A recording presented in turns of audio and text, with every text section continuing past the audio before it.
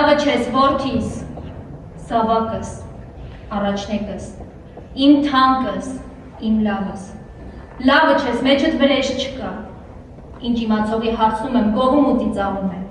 իբր թե լավն ես, խղճով ես, ու այդ ծիծաղն իմ սրտին դանակ է դառնում, իմ հերուք հո պապիշխանը խելոք բաներ ոչ ասում էր, ոչ էլ մտածելու ժամանակ ուներ, նա գործի մարդ էր, աշխարհը նրա ոտքի տակ վառվում էր, բայց մի անգամ կես վերան ասել է ուսի վրայով մերացուին հացի փող շպրտելու պես, ու ես քեզ ասում եմ,